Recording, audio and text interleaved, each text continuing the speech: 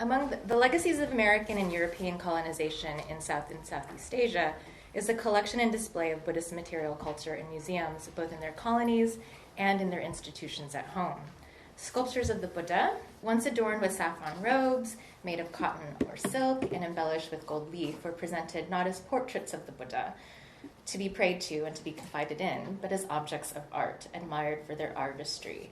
Within the colonial museum, sculptures of the Buddha became relics of a glorious past that could not be recaptured by the contemporary peoples and society in which they inhabited, helping to justify the colonial enterprise. Taken out of religious circulation and stripped of their ceremonial past, such sculptures can still be found in museums all over the world, including formerly colonized Buddhist practicing countries. This paper will examine the role of colonization in the collection and display of Thai Buddhist material culture, both in Thailand and in the West. Specifically, I will argue that while Thailand, then Siam, was the only non-colonized country in Southeast Asia, it adopted many of the same colonial treatments of Buddhist material once in the museum. In this way, a discussion of Buddhist art in the museum allows us to see the pervasiveness of colonial methodologies and their application in both colonized and non-colonized spaces. Evidence of colonial incursions into parts of Southeast Asia dated to the early centuries BCE with the annexation of northern Vietnam by the Chinese Han Dynasty. However, it was not until the 19th century, marked by the age of European exploration and exploitation and the invention of new seafaring technologies and the steam locomotive, that the colonization of the region reached its heights. Europeans, and in particular the Portuguese and the Spanish, had begun claiming territories in Southeast Asia as their own by the 16th century. Their ability to harness manpower and extract raw materials, however, was ineffective at this time. This said, for the Spanish, an important goal was the proselytization of Christianity and the eventual conversion of the local population to Catholicism. Exploiting the Philippines for its material resources would come later. By the middle of the 19th century, nearly every country in the region had become colonized, annexed, or claimed by a European government. Thailand was the exception. Thailand, then Siam, was able to maintain its independence in part because of the diplomacy and forward-thinking of two important kings, King Mongkut and his son and successor, King Chulalongkorn. Both understood that the best way to ensure the continued independence of Siam was to position the country as a willing and accommodating ally, and to present themselves as equal in the European fashion. This materialized in fashion, as seen here, in the adoption of European and elite courtly dress, as well as other important colonial activities, such as archaeological excavations, art collecting, and the display of cultural objects in museums and world fairs. In 1867, King Mongkut decided to take part in the Exposition Universelle in Paris. It was the first time that Siam would be presenting itself in a World's Fair. King Mongkut understood that the World's Fair was an event, quote, in which all nations of the civilized world take part, unquote, and hired Amdi Grihan, Siam's consul in Paris, as well as French artist Edouard Riot, to document in writing and in pictures Siam's participation at the exposition. So this is the Siam Pavilion. You see an image of it. The efforts of Grihan and Riot resulted in the publication of Le Royaume de Siam with the intent of introducing to European audiences the geography, history, religion, government, and commerce of the kingdom. King Mongkut's decision to participate was due, in part, to increased British and French presence in the Southeast Asian region. Burma, Siam's neighbor to the northwest, had become a province of British India in 1824, and France began consolidating power among Siam's neighbors to the east.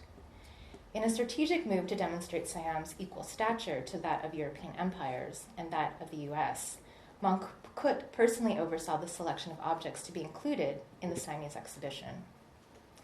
Based on descriptions documented in Grihan's text, King Mongkut selected mealware receptacles as well as a complete betel nut set, all of which would have served as accoutrements of royal and elite society.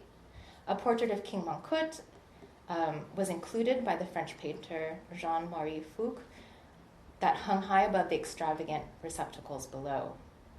Also included were images of Jesus Christ and the Buddha painted in lacquer and inlaid with mother of pearl. What is glaringly absent from these descriptions are sculptures of the Buddha, which have now become synonymous with Thai art in the museum and in the textbooks that we use for teaching, particularly in art history. The absence of Buddha images and objects of antiquity reflect the nature of World's Fairs, which was to provide nations opportunities to demonstrate their authority, but also to show manufactured goods that could be bought and sold in the international marketplace. The Nila ware and lacquered objects that King Mongkut selected fit the standard. King Mongkut, a devout Buddhist and a former monk, did not include statues of the Buddha in the exhibition, as these were considered sacred objects that should not be included in secular commercial spaces. The absence of sacred Buddhist statuary is also seen in subsequent fairs that Siam participated in, such as the 1876 U.S. Centennial Exposition in Philadelphia, the first of its kind in the U.S. How then did such important religious icons come to inhabit secular spaces like the museum? Although seemingly unrelated, a watershed moment may have culminated in 1833 when then Prince Mongkut discovered a stone stele believed to be from the reign of King Ramkhamhaeng of the Sukhothai dynasty dated to 1292. Its discovery was incredibly important as it not only documented the history of the king and the Sukhothai dynasty, but more so that it was the earliest evidence of a Thai script. The stele's authenticity has since come into question. However, this does not discount the importance of the Sukhothai kingdom, as it is generally considered the first truly Thai culture in Siamese history. The discovery of the Ramkhamhaeng stele, as it has come to be known, coincided with growing interest in antiquarianism amongst elite Siamese. This was owing to their exposure to European and specifically colonial interests in antiquarianism and archaeology in the Southeast Asian region.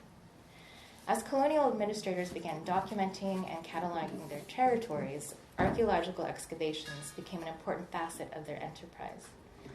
Often, their goal was to demonstrate that once powerful kingdoms, such as Angkor, had declined and along with it, its people and culture. It was therefore necessary for colonists to intervene in order to raise the natives back to their once glorious paths. The discovery of the Ramkhamhaeng stele, therefore, came at an important moment as it allowed Siam to take part in the systematic antiquarianism of culture as introduced by Europeans, but the Siamese had the privilege of controlling their own narrative, unlike their colonized neighbors. Prince Damrong, a son born to one of King Mongkut's lesser wives, and who is remembered as Siam's first historian and art historian, is the author of a text titled History of Buddhist Monuments, which was published in 1926 as part of a cremation volume for his mother. The text represents the first art historical study in Siam. What is interesting about his art historical writings and archaeological work is that much of it was centered on the Wat, or the temple, as a place to locate antique icons, but also a space to properly present such sacred objects. For example, in his essay, Wat Benjama Pulpit and its collection of images of the Buddha, he discusses the building of a new temple by his brother, King Chulalongkorn, in 1899. As part of the project, Prince Damrong was tasked with populating the temple with statues of the Buddha. Quote, images of the Buddha to be placed in it should be selected from among numerous old and beautiful images made in various countries at different periods, unquote. According to Prince Damrong, it was the king's hope that such a collection and its display would educate the public on Buddhist iconography. The examination of iconography as a method of art historical analysis is a product of European antiquarianism. However, it is significant that the display of 50 Buddhist statues, primarily from temples located within the borders of late 19th century Siam, were installed at a Buddhist temple and not a museum. This is owing to the practice of Buddhism by much of the Siamese population, including the royal family and court, who by law are required to practice Buddhism, whereas the citizens of Thailand are not. It is also useful to note here that the collecting of Buddhist icons as objects to be admired for their antiquity or their style was introduced by Europeans. Prior to this time, such antique icons would have, indeed, been admired for their age, but not as a historical type.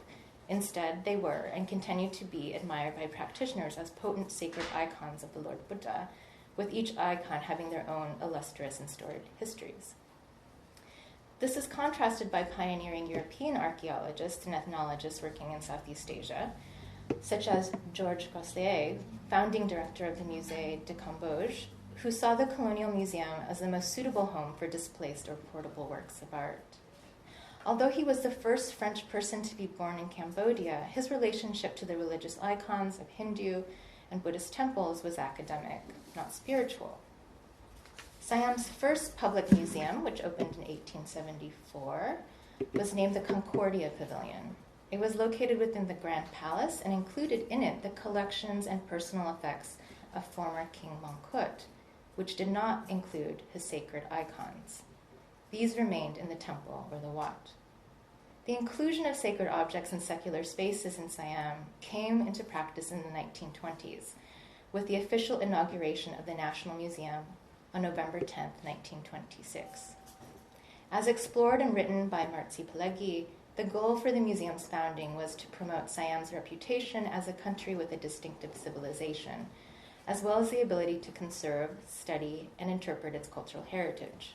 This, of course, was in stark contrast to the colonial museums that had been instituted by the French and British amongst their colonies in the mainland of Southeast Asia. In a speech given at the museum's opening, King Pradat Dipok stated that, quote, "Objects of artistic and historical interest bear an important part in recounting the history of the nation. They exhibit the successive stages of its progress and civilization, and at the same time indicate the mind and character of the people. For this reason, among others, it is desirable that they be preserved," end quote. What is remarkable about the king's speech is his focus on the preservation of objects as witnesses to history. It was therefore necessary to include Buddhist art as they represented some of Siam's oldest cultural patrimony. This allowed for the transformation of Buddhist icons to be viewed not only as potent images to be worshipped, but as objects that needed to be preserved. This contrasts with ideas of Buddhist merit-making, which often privileges the production of new images or their continued use by practitioners. Preservation of Buddhist icons necessarily takes them out of the context of ritual use. The transformation of Buddhist art in the museum was overseen by Prince Damrong and George Sedes. Sedes, a polyglot who read Pali, Sanskrit, as well as Khmer and Thai, who by then was working at Hanoi at the École Française d'Extrême Orient, was asked by Prince Damrong to oversee the National Library in 1911. It was through their work that the foundation for the later study of Thai art history would be based upon. Most significantly was their periodization of art that was organized around kingdoms or principalities, the Javaravati, Srivijaya, Lopburi, Changsen, Sukhothai, Udhong, Ayutthaya, and Ratanokasi. Another was their preference for central Thai art, and specifically material culture dating from the Sukhothai period. Pileggi has written extensively on the subject matter in his book, The Plot of Thai Art History, A Buddhist Sculpture and the Myth of National Origins. In his text, Pileggi argues that it was during this period that art of Sukhothai had come to represent the height of Siamese art, because it was during this period that a distinctive Thai culture and ethnic group is found in the archaeological record, such as evidenced by the Ramkhamhaeng stele. Not only does the privileging of Sukhothai art by Prince Damrong and Sedes reflect a preference for a particular ethnic culture, but their focus of Buddhist art at the exclusion of everything else, and in particular Hindu art that continued to be produced within the borders of modern Siam, albeit to a lesser extent during the Sukhothai and Ayutthaya periods. Here, a hierarchy by which Buddhist art was at the top reflected the bias of the Chakri court as Buddhist patrons par excellence. And the display of Buddhist statuary as iconic types to be studied and examined according to their date, place of production, style, and iconography reflects their adoption of European methodologies for examining fine art, a category to which Buddhist art had now entered by the 20th century in Siam. Today, if one is to visit the National Museum in Bangkok, one is struck by dueling display methods for Buddhist statuary within the museum's galleries, and those at the Budai Sawan Temple, which sits on the same grounds as the National Museum. In this slide, you see Buddhist statuary within the museum. It is displayed as works of art, unadorned, isolated, and placed on elevated pedestals. An overhead spotlight allows the visitor to study the icon's fine details and craftsmanship. Walk just a few hundred feet to the temple, and images of the Buddha are displayed, adorned with offerings of flowers and food. The addition and subtraction of fresh flowers and prepared food reminds us that the icon is activated by this daily presentation of offerings. The setting offers visitors and practitioners both the ability to study and to admire, but also the opportunity to worship the icons on display. Visitors to the National Museum in Bangkok have the opportunity of seeing both display methods and to see at almost every turn in the city the lived experience of practicing Buddhists and the active Buddhist culture that thrives in the country. Our students typically do not have the opportunity to see both contexts for Buddhist material culture. When they see Buddhist art, it is oftentimes in the context of the museum or the singular fat Buddha that has become ubiquitous with any Asian dining experience. That's like the first question my students ask me when we start on the Buddhist material. They're like, who is this fat Buddha? Examined and displayed as works of art, sitting in the same spaces of other works, all produced long ago and somewhere far away, these Buddhist objects convey a culture set in the past. Part of this is the result of the collecting strategies of museums themselves, which often collect ancient art from Western and non-Western regions, but only collect modern and contemporary art from Europe and America. So how do we, as educators, as curators, as cultural stakeholders, help to rectify these issues or make transparent these issues for our students? The easiest way, of course, is to be transparent. We remind our students that the objects that they see in the museum came into the country through violent means. Violence in terms of the actual removal of the objects that were either hacked, sawed, or drilled off their temples, but also the violence of colonial regimes that were established in the 19th century that oversaw the systematic removal of icons from temples for the enjoyment and study of citizens back home. Or later, the economic disparity between colonial and non-colonial nations that was set into place during the 19th century, but that still has resonance today, and that results in the continued looting and sale of cultural works to wealthy patrons abroad. Another way to deal with this issue is to take our students to alternative spaces, such as places of worship, to see how Buddhist material culture is used in practice. This is certainly not unusual by any means, or new to those of you who teach outside of art history, but it has been truly transformative in how I teach art history now. Lastly, the creation of these sort of binaries, right, whereby Buddhist art as fine art and colonialism and museums equals bad, and Buddhist icons and objects of worship in Buddhist temples and visiting Buddhist temples in practice is good, can be useful. It's still problematic. It's problematic because it does not erase the very real fight that early museum curators such as Ananda Kumaraswamy took part in to secure the place of religious South Asian art in fine arts museums rather than ethnographic museums in the early 20th century. It also does not include narratives such as the one I just presented, whereby Buddhist monarchs adopt colonial models of Buddhist visual displays and study. I'm fortunate to live in a city, so LMU is in Los Angeles, where we have several amazing and diverse museums. So for my classes, we visit both fine art and ethnographic institutions and discuss how similar objects can be displayed very differently in these spaces, reflective of the very different methodological approaches that these institutions represent, so anthropology versus art history. This allows us to discuss how fine art museums can do a better job of creating context for their viewers while remaining true to their display goals as institutions for the collecting and display of fine art. It's easy for me now to stand here and critique museums and their treatment of Buddhist art because I no longer work in a museum. Before teaching at LMU, I was the curator of Asian art at the Norton Simon Museum in Pasadena for 5 years. If you've never been, please go. They have some of the most amazing South and Southeast Asian art in the country. The museum, again, is very well known for their South and Southeast Asian material, particularly its Hindu and Buddhist material. At the time, I was well aware of the critiques that scholars, just as ourselves, made of museums and the curators who oversaw these collections. Did I try to make changes to our displays to create better context? Yes. Did they come to fruition? Almost never. The biggest hurdle was the fact that these objects, through their collection by fine arts institution, had become transformed once they entered the museum. They were no longer icons to be worshipped. They had become artistic specimens of a period, a culture, and the artists who produced them. The Fine Arts Museum examines objects as works of art. To do so otherwise would go against their institutional uniqueness and their mission. In my goal to make South and Southeast Asian art better understood, I co-curated with the then Director of Education a permanent exhibition titled Learning to Look at Asian Art. And if we have time, do we have time? We're going to watch the video that goes with the permanent exhibition. So.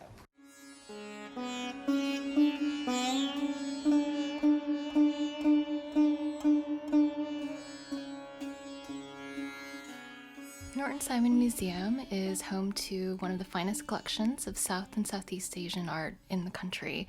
And specifically, we have a very important collection of early Buddhist art from India, Gandhara, and Thailand.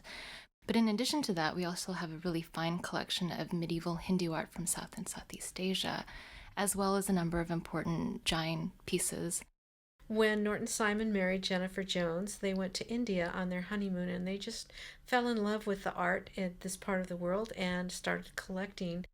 We put together a gallery that will help visitors understand some of the iconography and narrative stories when they look at this work. We have 3 Indian religions that are represented. Particularly, we have Hinduism, Buddhism, and Jainism. And all 3 of these religions share a very common goal of the release from samsara, which is also known as the cycle of rebirth.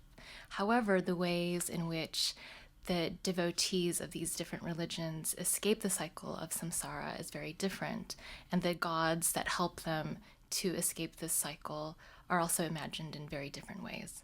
So, for example, within the Hindu faith, gods and goddesses are imagined as supernatural forms. Often they have multiple limbs, multiple heads, and they can be identified in art through their attributes or by certain physical features, such as the blue skin of the Lord Krishna, which you see here in this Kerala wall. Within the Buddhist and the Jain religions, although their teachers and deities are human sages, they also have superhuman attributes, such as the Ushnisha, which is a raised cranial protuberance that you see on both the Buddha and the various jinnas. So, for example, in these 2 images, you can see that both of these figures, although from 2 different religions, share the same physical attributes that help you to identify them as being superhuman. Other shared attributes that you can see in the different gods, goddesses, and deities and other figures within all 3 religions are elongated earlobes. And this is simply because the elongated earlobe is a symbol of one's elite status. And of course, all the gods and goddesses and deities all come from this elite status. Yet another symbol that is common in all 3 religions is the lotus flower. The lotus flower is a potent image in all 3 religions, as it is a symbol of purity, because the lotus flower grows in a murky pond that represents the sort of darkness of the world and of ignorance, but the flower itself is able to emerge from this muddy bath into something that is beautiful and pure. Images of deities vary stylistically, and this is according to the location where they were made, the time period they were made, the materials that they're made out of. However, there are certain things that are universal, and this is one's iconography. So, for example, if you look at these 3 Buddha images, all 3 of these figures are of the same person. They are of the historical Buddha Shakyamuni. They all have the same iconography, which is the Urna, which is also known as the third eye, the Ushnisha, or the cranial protuberance, the Sangati, which is the monk's robe, a shorn head, and shod feet. So these are all attributes that help us to identify this particular figure as the Buddha.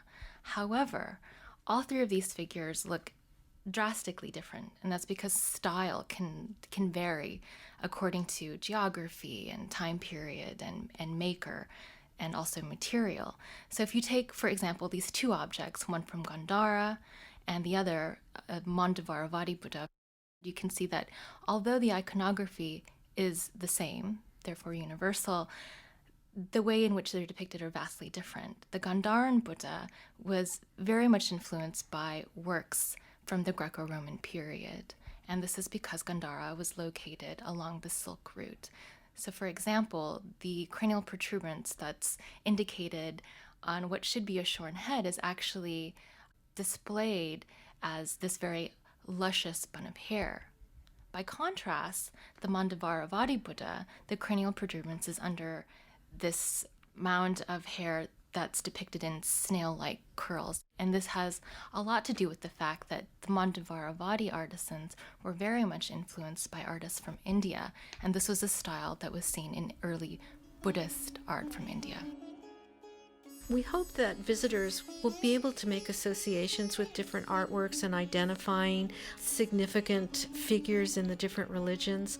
And we'll hope they'll want to spend more time with these artworks because they tell heroic stories, they have fantastic narratives, there's a wonderful exuberance in the art, and the way in which the art is displayed is in an ambience of devotion and meditation.